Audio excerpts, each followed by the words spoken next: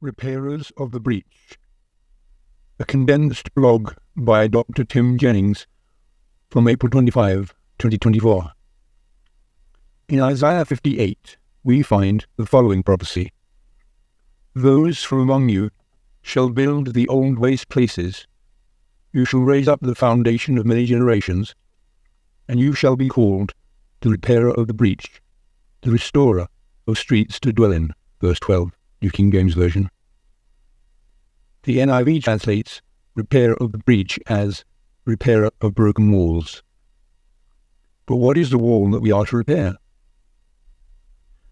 This imagery is taken from ancient Jerusalem, whose wall that protected it, and the temple at its center, was broken down when Babylon attacked Israel, sacked the city, destroyed the temple, and took the people captive. Then, after 70 years of captivity, the prophets Ezra and Nehemiah led a remnant of Israelites back to Jerusalem to not only rebuild the temple, but also to repair the wall that had been breached, broken down. Babylon's Objects Lesson.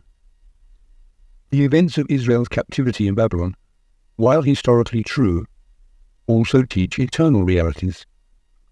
Babylon is symbolic of the world and its ungodly systems and sinful methods, under which the people of God are held captive and are called to leave before Jesus comes. Revelation 18 verses 2-4.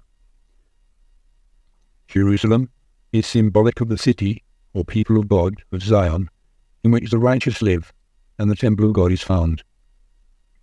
The temple is symbolic of God's plan to heal and save people from sin. It is the place where sinners are restored to at-one-ment with God. This same truth is taught in a variety of ways in Scripture.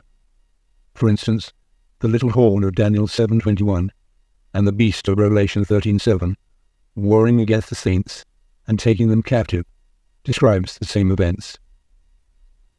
The Apostle Paul describes this same breach, taking captive of hearts and minds, in 2 Thessalonians chapter 2 verse 4, where he describes the man of lawlessness setting himself up in God's temple and proclaiming himself to be God. Paul is describing the man of sin, the lawless one, breaching the walls of protection that God has placed around his people, and entering God's temple, setting himself up as the one worshipped instead of God. Paul wrote this passage about 20 years after Jesus' resurrection and ascension into heaven. Satan did not ride into heaven and set himself up there, and the temple in Jerusalem was destroyed shortly after Paul wrote this passage, so Satan did not set himself up in that temple. Therefore, Paul is not talking about either the temple in Jerusalem or the one in heaven. Rather, he is talking about the Spirit's temple, where our Creator God is to be enthroned. It is by breaching the wall of protection God has given us that has enabled Satan to storm in and take captive the hearts and minds of people and enthrone himself as the God that billions worship today. We see evidence of this throughout history in the people who claim the name Christian, those who professed by that name that they are like Christ, but who went on crusades, burned people at the stake, and carried out the Inquisition, along with many other un-Christ-like activities, burning crosses in the yards of people of a different race, for example. Indeed, it is only possible for people who claim to be Christian to do such un-Christ-like activities if the true Christ has been replaced in their hearts and minds with a false one. Isaiah's prophecy, like so many other real historical events in the Bible, had both a historical fulfillment, in this case in the time of Ezra and Nehemiah, but also an end-time fulfillment, which is a call for the remnant, the people who are true to God, to leave Babylon and repair the breach in the protective wall that God has given to guard our hearts and minds against satanic assault. The question for us today is, what is the protective wall? How is it breached? And how are we to rebuild it? The breached wall. Isaiah adds some details that give important clues to the nature of the wall that has been breached.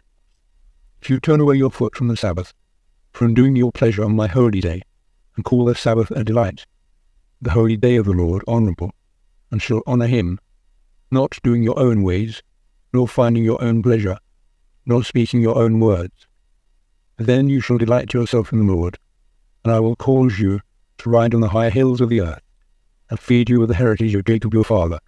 The mouth of the Lord has spoken. Isaiah 58 verses 13 and 14, New King James Version. Isaiah identifies one of God's commandments in connection with the repairing of the breach. Jeremiah and the writer of Hebrews go further than Isaiah. They identify the entire law of God as pivotal to our restoration in the new covenant. This is the covenant I will make with the house of Israel after that time, declares the Lord. I will put my laws in their minds and write them on their hearts. I will be their God, and they will be my people. Jeremiah 31:33, Hebrews 8 verse 10. There were two covenants because there are two kinds of law in play: God's design laws and the imposed laws that creatures make up. The old covenant was formed at Sinai, when Israelites chose a covenant of law and performance over a covenant of love and trust. In other words, the Israelites believed and practiced the idea that God's law functions like human imposed law, rules imposed that they were to obey, and if they didn't, then their sense of justice would demand that they be punished. But if they did obey, they believed they would earn rewards. This is the covenant that Paul exposes as false in the books of Romans and Galatians. The legal laws-oriented work system of law-keeping rather than faith, rather than love and trust that come from reconciliation with God and living in harmony with how he built life to operate. The old covenant was based on the people's false belief that God's law is imposed and that righteousness is to be found in their law-keeping, which earns either rewards or punishments meted out justly by a just God. As can be seen in the Jeremiah and Hebrew texts, while God's new covenant is not legal, it also has law involved. But in the new covenant, the people recognize and embrace the truth that God's laws are design laws, the laws the Creator has built reality upon, and not rules like humans make up. God's laws must become the principles upon which hearts and minds operate, not merely rules to govern external behavior. Jeremiah makes clear how God's laws function. This is what the Lord says: If I have not established my covenant with day and night, and with the fixed laws of heaven and earth, then I will reject the descendants of Jacob and David my servant, and will not choose one of his sons to rule over the descendants of Abraham, Isaac, and Jacob. For I will restore their fortunes and have compassion on them. Jeremiah 33 verses 25 to 26. God's laws are the fixed laws that govern heaven and earth.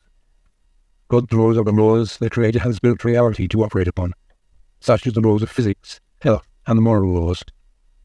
Created beings cannot speak reality into existence, and therefore we make up rules that we call laws, but our rules require external enforcement through the infliction of punishment. This is how Satan, a created being, governs. Imposed laws with imposed punishments are how the kingdoms of this world function, and Jesus said his kingdom is not of this world. John 18:36. His kingdom does not function like human kingdoms. It is not built upon made-up rules that require the infliction of external punishments. Jesus is the Creator. His kingdom is reality itself, and his laws are the laws that govern and sustain reality. The wall of God's protection is the wall of reality and design law, of the protocols he built reality to function upon.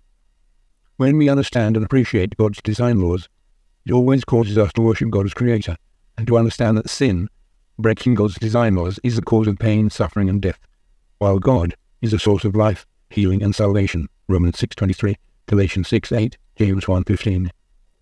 But when we exchange God's design laws for Satan's imposed law system, then we exchange the truth of God's character for Satan's, and teach that God is the source of torture and death, which he inflicts upon the unrepentant as just punishment for sin. Thus, the lawless one, the one who denies and replaces the design laws of God with made-up imposed rules, sets himself up in God's temple, human hearts and minds, proclaiming himself to be God. The wall restored. Isaiah prophesied that before Christ returns, there will be a people who repair the breach. These people will recognize the design laws of God that Jesus spoke about when he said, "Love the Lord your God with all your heart, and with all your soul, and with all your mind. This is the first and greatest commandment. And the second is like it. Love your neighbor as yourself." All the law and prophets hang on these two commandments. Matthew chapter 22, verses 37 to 40. Just like the remnant of Israelites who left Babylon under the leadership of Nehemiah, this end-time remnant will leave the systems of imposed law theology. Remember, of all the nations that interacted with Israel in the Bible story, Babylon was the first to create an imposed legal code, the Code of Hammurabi. Thus Babylon rightly represents the kingdoms of this world and the theological constructs that teach that God's kingdom functions like human kingdoms, with made-up rules and imposed punishments. The end-time remnant will reject this sinful human law view of God's kingdom and return to worshipping God as Creator, understanding that His laws are the protocols that reality itself functions upon.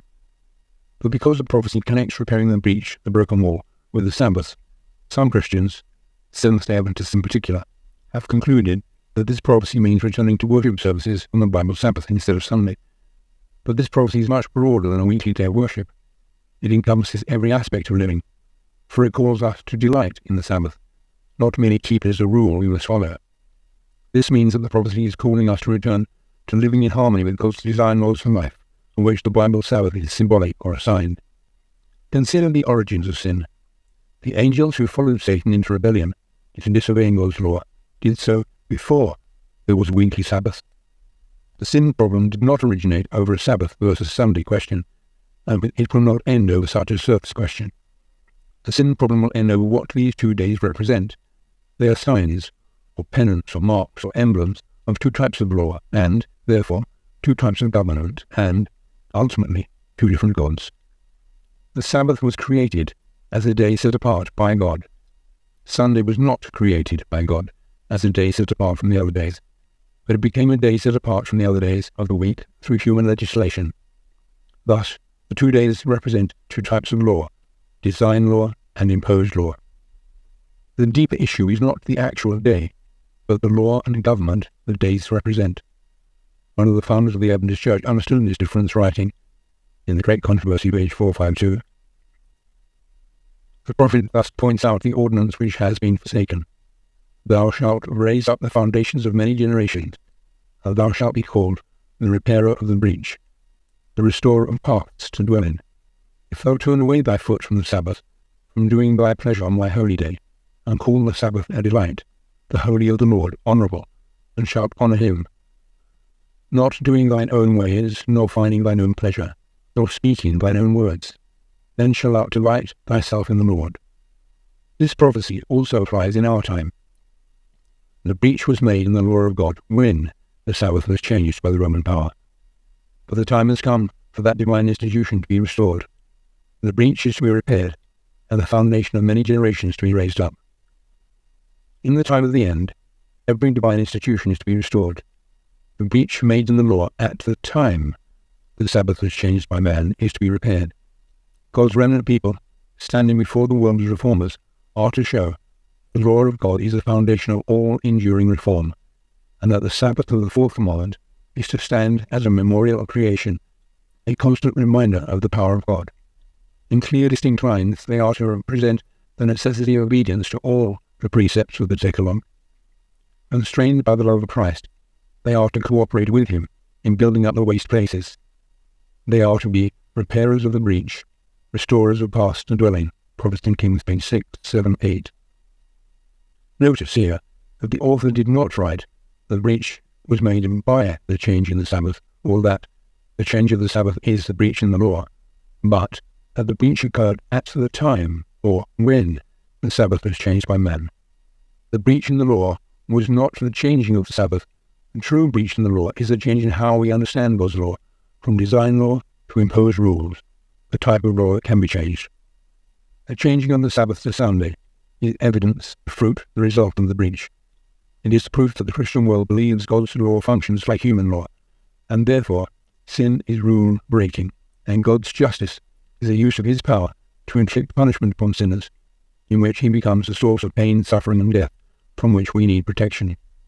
In this way, Satan has successfully set himself up in God's spirit temple to be worshipped by billions. It is a sad fact that today, almost the entire Christian world, regardless of denomination, no longer recognizes that God's laws are design laws. Thus, the true repairers of the breach of Isaiah's prophecy will be those who teach the truth that God's laws are design laws and not imposed rules. In so doing, we call people back to worship the Creator, who made the heavens, earth, sea, and fountains of water. Revelation 14, verse 7.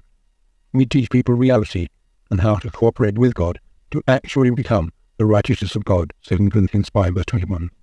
And we recognize that even if we do value the Bible Sabbath, yet continue to believe the lie that God's law functions like human law, we have not repaired the breach. We have not left the Roman system of worship. We have not left Babylon.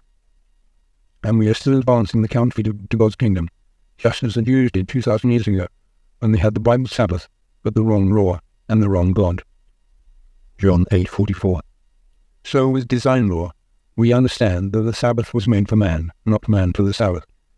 We understand that it is God's gift, promise, evidence, demonstration, revelation of his character, and how his design law government functions, how he governs. We understand that God does not use power to force his way. This is the truth of the Sabbath's gift to us, but love exists only in an atmosphere of freedom, of which the Sabbath is a sign. God is the Creator. He has all power, and the danger with all power is that it can intimidate, it can cause fear, it can damage individuality, it can undermine love, it can shut down thinking, it can lead to mindless pawns and drones, doing what the powerful sovereign says, or else. So God created the Sabbath, a revelation, demonstration, evidence that he does not govern by imposed law and enforced rules. For after 6 days of using his immense power to create, the Sabbath was set apart by God when he stopped using power, when he rested, when he created a time for his creatures to think and consider and come to their own conclusions without the threat of punishment being inflicted by him. Thus, the Sabbath is a memorial of God as Creator and his design laws that all reality is built upon. For what God wants from his intelligent creatures is our love, trust, loyalty, devotion, and friendship. That can never be achieved through human law, through the use of might and power. It cannot be achieved through intimidation, threats, and inflicting punishments.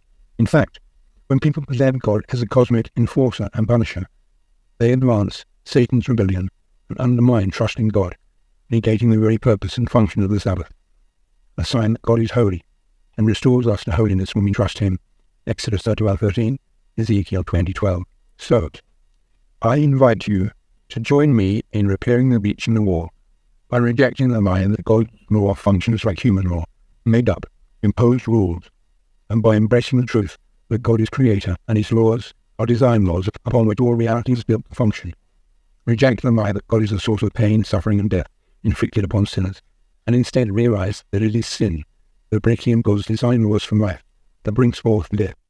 Recognizing that God is the source of life, the one who through Jesus restores his living law into our hearts and minds, Hebrews 8:10. I implore you to realize that Babylon, that system of imposed laws, with its made-up rules and punishing God, is fallen. Hear God's call to his people to come out of an unjust, fear-inducing, fallen, and broken system, and return to genuine Creator worship.